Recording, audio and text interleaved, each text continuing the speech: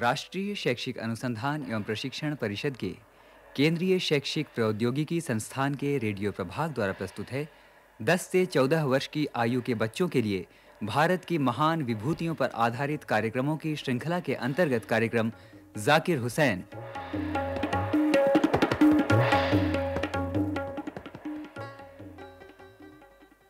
सारा भारत मेरा घर है और उसके लोग मेरे परिवार के लोग हैं।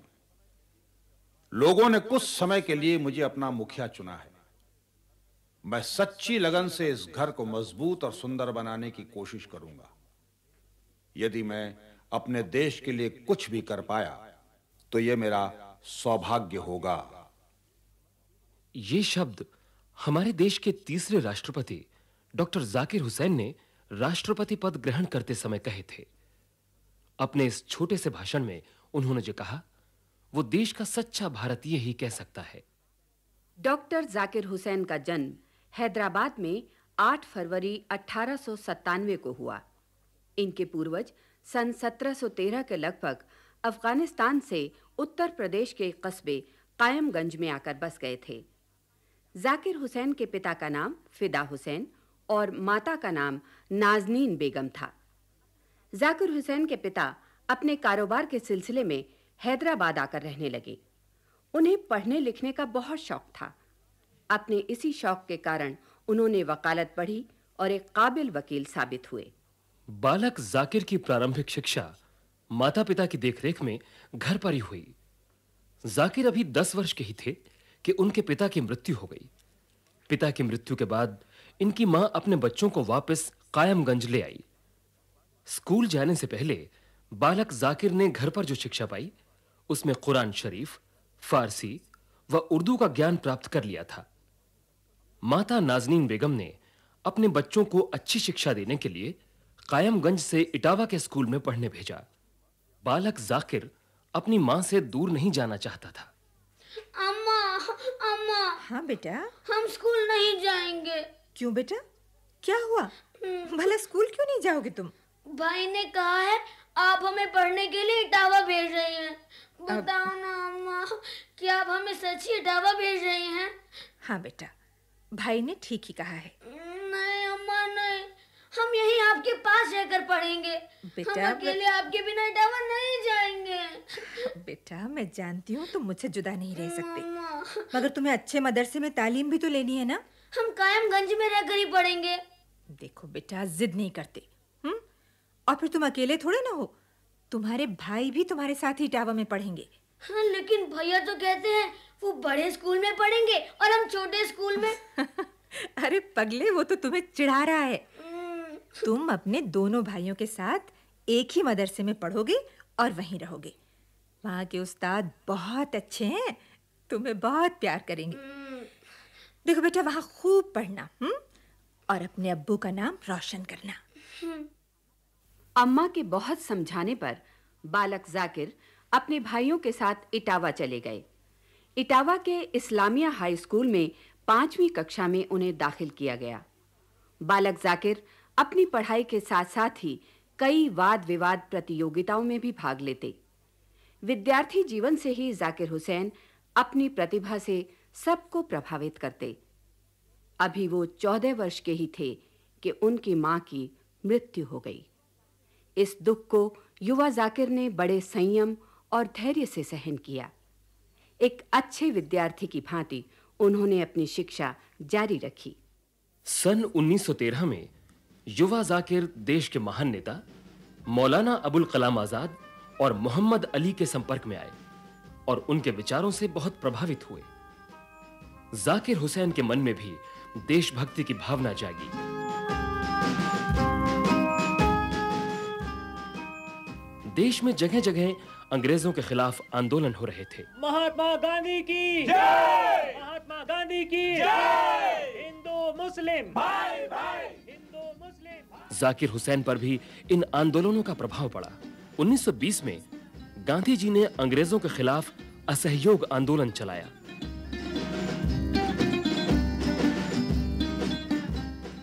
देश में जगह-जगह जाकर गांधी जी ने देश के युवाओं को ललकारा।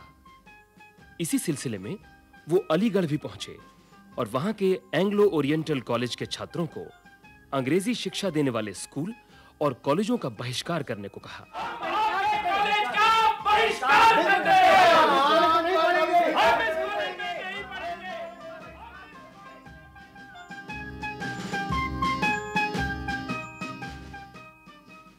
युवा जाकिर पर गांधी जी के असहयोग आंदोलन का प्रभाव पड़ा और वो इस आंदोलन में सक्रिय रूप से भाग लेने के लिए तैयार हो गए।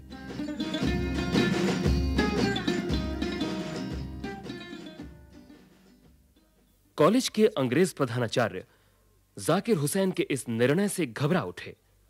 उन्होंने युवा जाकिर को बुलाकर कहा, जाकिर जी, हम ऐसा सुना है कि तुम कॉलेज का बहिष्कार करना मांगता।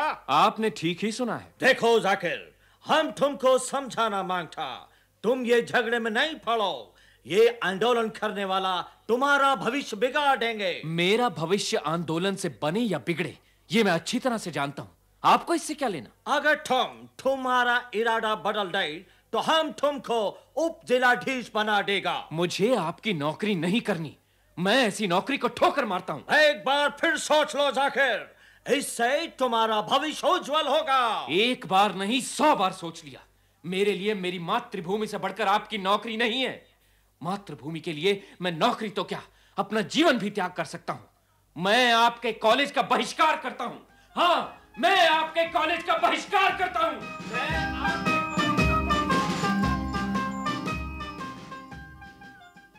और फिर इसी दृढ़ निश्चय के साथ युवा जाकिर ने लगभग 300 अन्य विद्यार्थियों को साथ लेकर एंग्लो ओरिएंटल कॉलेज का बहिष्कार किया। कॉलेज का बहिष्कार जब जोरों शोरों से हो रहा था, तभी हम एंग्लो ओरिएंटल कॉलेज का बहिष्कार तो कर रहे हैं, लेकिन अब पढ़ेंगे कहाँ? हाँ, बताओ अब हम कहाँ पढ़ने जाएंगे? जाकिर भाई, कॉलेज का बहिष्कार तो हुआ, अब पढ़ने का क्या सोचा? अरे इसमें सोचना क्या है, राष्ट्रीय शिक्षा संस्थान में पढ़ेंगे। राष्ट्रीय शिक्षा संस्थान? वो बना कहाँ? कहाँ क्या, अरे भाई यही राष्ट्रीय शिक्षा संस्थान खोला जाएगा। उसका मकसद क्या होगा? ये शिक्षा संस्थान हमारा अपना ही होगा, इस देश के लोगों का। अंग्रेजी सरकार की उसमें कोई सहायता नहीं ली जाएगी। अच्छा, एकदम हमारा अपना, अपने राष्ट्र का शिक्षा संस्थान होगा। क्या नया शिक्षा संस्थान खोला जाएगा? मगर उसमें तालीम देने कौन आएगा? अरे भाई, उसमें अपने ही देश के शिक्षक अपने ही देश के विद्यार्थियों को तालीम देंगे। अच्छा, वहाँ ऐसी शिक्षा दी जाएगी जो विद्यार्थियों के मन में देशभक्ति की भावना को कूट-कूट के भर दे।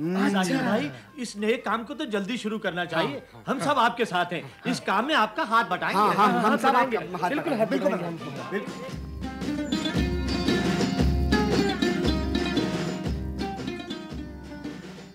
अपने इसी निश्चय के साथ जाकिर हुसैन ने एक राष्ट्रीय शिक्षा संस्थान की स्थापना के सिलसिले में हकीम अजमल खां, डॉक्टर अंसारी, मौलाना मोहम्मद अली तथा देश के कुछ अन्य प्रमुख लोगों से भी मुलाकात की और फिर अलीगढ़ में ही बहुत छोटी सी जगह में 29 अक्टूबर 1920 को जामिया मिलिया इस्लामिया नाम से एक राष्ट्रीय शिक्षा संस्थान की स्थापना की गई। इसके साथ ही जाकिर हुसैन ने अपना जीवन समाज की सेवा और शिक्षा की प्रगति के लिए समर्पित कर दिया। 2 वर्ष तक जाकिर हुसैन ने जामिया मिलिया में ही अध्यापक पद पर काम किया। अपने परिश्रम से उन्होंने अपने साथियों के साथ मिलकर जामिया मिलिया इस्लामिया की नींव पक्की की।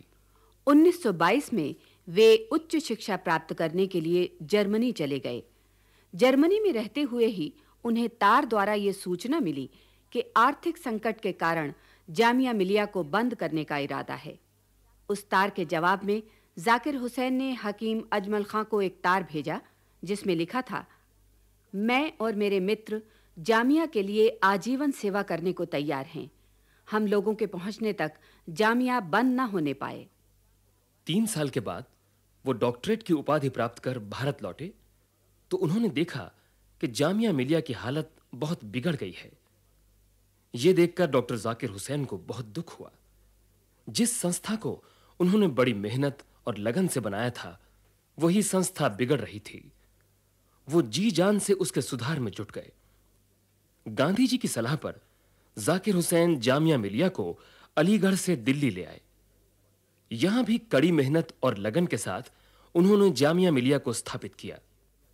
29 वर्ष की आयु में वो इस संस्था के कुलपति बने। दिल्ली में जामिया मिलिया के स्कूलों में उन्होंने गांधी जी की बुनियादी शिक्षा का कार्यक्रम प्रारंभ किया। जाकिर भाई जी, ये जो तुमने जामिया के स्कूलों में शिक्षा की नई पद्धति शुरू की है, वो आखिर है क्या? उसकी चर्चा तो बहुत सुनी है। भाई, मैंने इस नई पद्धति में बुनियादी शिक्षा पर बल दिया है और ये वही शिक्षा पद्धति है जिसे गांधी जी ने भी विशेष महत्व दिया है। बुनियादी शिक्षा? जी, वो है क्या? देखिए, बुनियादी शिक्षा का मतलब है गांव के बच्चों को 7वीं कक्षा तक मुफ्त और अनिवार्य शिक्षा देना और पाठ्यक्रम में हस्तकला व दस्तकारी पर जोर देना, तकली और चरखा चलाना सिखाना, मिट्टी के बर्तन बनाना, वो टोकरियां बुनना सिखाना वगैरह वगैरह। ये तो समझ में आता है कि गांव के बच्चों को 7वीं कक्षा तक अनिवार्य शिक्षा दी जाए, लेकिन ये हस्तकला वाली बात, इससे भला बच्चों को क्या फायदा होगा? देखिए भाई, पाठ्यक्रम में जब बच्चे हस्तकला, हथकरघा आदि सीखेंगे तो निश्चय ही वो पढ़ाई लिखाई के साथ साथ व्यावसायिक शिक्षा भी प्राप्त कर लेंगे और इस प्रकार वो अपना काम खुद करना सीखेंगे और जरूरत पड़ने पर अपने पैरों पर खड़े हो सकेंगे। जाकिर भाई, ये बुनियादी शिक्षा का विचार तो बहुत ही अच्छा है। मैं इस कार्य में तुम्हारे साथ हूं। धन्यवाद। अपने को शिक्षक कहने में डॉक्टर जाकिर हुसैन सदैव गर्व महसूस करते थे। शिक्षा को उन्होंने हमेशा राजनीति से अलग ही रखा। बहुत ही सादगी का जीवन बिताने वाले जाकिर हुसैन ने कभी भी पद व प्रसिद्धि की परवाह नहीं की। गांधी जी जिस हिंदू मुस्लिम एकता पर जीवन भर जोर देते रहे, डॉक्टर जाकिर हुसैन ने निरंतर उस आदर्श का पालन किया। आजादी की लड़ाई लड़ने वाले देशभक्तों ने सच्ची लगन और परिश्रम से 15 अगस्त 1947 को देश आजाद कराया।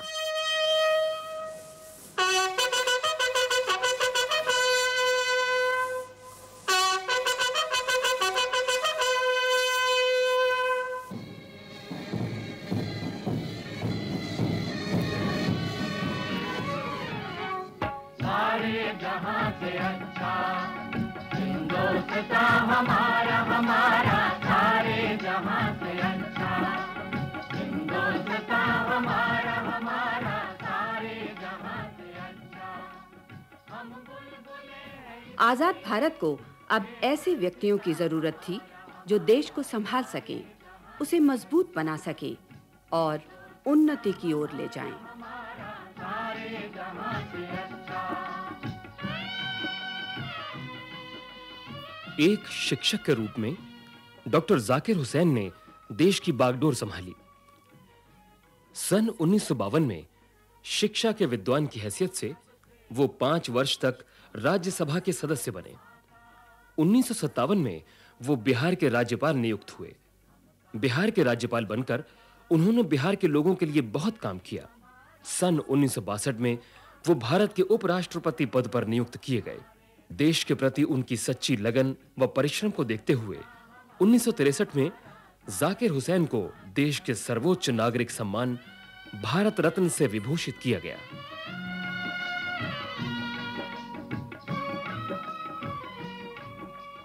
सन 1967 में डॉक्टर जाकिर हुसैन भारत के राष्ट्रपति के गौरवपूर्ण पद पर बैठे। राष्ट्रपति पद पर पहुंचकर भी वे देश की उन्नति में ही लगे रहे। गुलशन है किसके दम से, गुलशन है किसके दम से, रश के बिना हमारा, हमारा सारे जहां से अच्छा हिंदुस्तान हमारा, हमारा सारे जहां से अच्छा। और फिर एक दिन 3 मई 1969 को दिल के दौरे से उनका निधन हो गया। सारा देश शोक में डूब गया। उनकी मृत्यु पर श्री वीवी गिरी ने कहा था, डॉक्टर जाकिर हुसैन अपने जीवन में कर्म योगी ही रहे। वो दार्शनिक मात्र ही नहीं थे, बल्कि उत्साही, समझदार और भ्रातृभाव से भरपूर एक निष्ठावान व्यक्ति थे। सच्चे अर्थों में वो अजात शत्रु थे। मजहब नहीं सिखाता आपस में बैर रखना, मजहब नहीं सिखाता आपस में बैर रखना। हिंदी है हम, हिंदी है हम, हिंदी है हम, वतन है हिंदुस्तां हमारा, हमारा सारे जहां से अच्छा।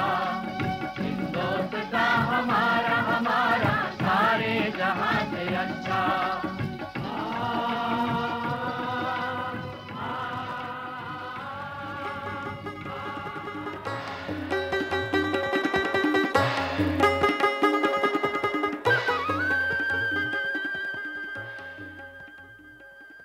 जाकिर हुसैन।